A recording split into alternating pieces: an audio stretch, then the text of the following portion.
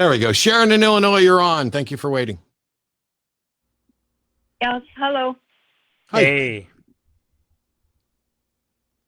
Yeah, so I'm calling in because, I think from what I understand, a lot of atheists kind of look at the conscience as just being contained within the brain and operates like a wet robot, which you've probably heard a million trillion times.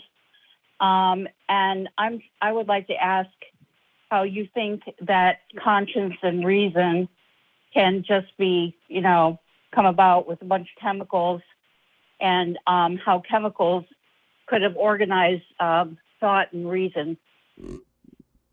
Okay, so what you're asking me is to prove that that consciousness is merely a product of a material brain? Right. I don't have to prove that it's merely a product of a material brain. It is, in fact, demonstrably a product of a material brain. If you think it's more or requires more than a material brain, then the burden of proof is on you to demonstrate that. I'm not asserting that there isn't something more. My position is that until such time as you've demonstrated that there is something more, I don't have a good reason to believe there's something more. It doesn't matter whether we have an explanation for consciousness. It doesn't matter whether we know how chemicals in a brain result in consciousness at all. We could be completely ignorant about, we could not even know that there is a brain. But if your view is that the material can't do it on its own, you have to demonstrate that and show what more there is. Well, I think the conscience is obviously stumped many, many, many scientists, and they haven't absolutely been able to prove how chemicals can actually develop intelligent thought. But you're not going after what he's saying. It stumped them because they haven't figured out the mechanism. It hasn't stumped them because they think there's something supernatural at play here. Well, you can label it as supernatural, or you can label it as fact. No.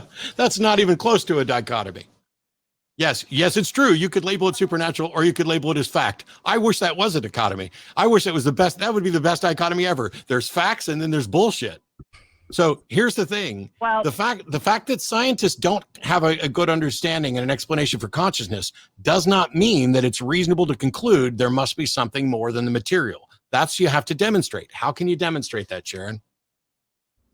Well, it's not reasonable to believe that chemicals can think.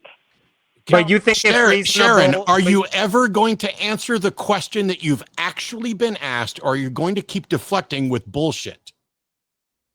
Well, first of all, I don't talk bullshit.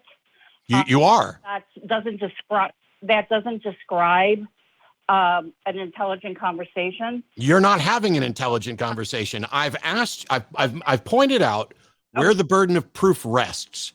And you are basically saying that because scientists haven't been able to explain this, therefore it's reasonable to conclude that there's something more than the material. And I'm explaining to you that that is not actually a reasonable conclusion. Well, I don't think any of us can totally conclude, because you can't put your hands on consciousness. You're not listening. You can touch.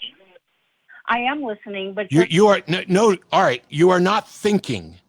Because I didn't see whether or not you can touch consciousness is irrelevant. Whether or not you can completely or absolutely conclude anything is irrelevant. Neither of those things have anything to do with what I said. Here's what I said, Sharon. Let me make this really easy. How can you demonstrate that consciousness requires something more than the material? How can anybody demonstrate that it doesn't? Goodbye, you dishonest interlocutor. You refuse to answer the question. I pointed out before that nobody is claiming that it doesn't. Nobody's demonstrating that it doesn't.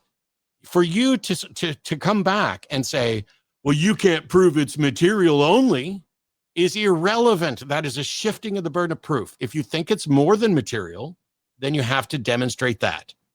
And what you've just done is admitted that you can't, because instead you tried to shift the burden of proof again. That I can. I started out saying that I can't, but what I am saying is, okay, if you're professing certain things, if you're professing that God doesn't exist. If you're That's not what I'm professing, Sharon. If you would ever, I'm going to shut up and let Hemet take this, because if you would ever fucking listen, you would stop misunderstanding and misrepresenting everything in the reverse. Well, I don't think fucking is what we're doing here. That's not even an intelligible. All right, you pedantic, obnoxious person.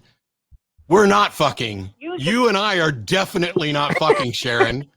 Was that confusing for you? Right, and God help us. But do you understand that there's a colloquial use of the word fucking where it is used as an interjection? I'm aware of what people distort language. Absolutely. No, not distort language. Language is our plaything. You see, I get to say fuck as much as I want, and I can tell you to fucking go away. I can't believe I just got invited to a non-threesome. I know. Hey, Hemet and I aren't fucking. Me and the caller aren't fucking. Nobody's doing it. It's weird.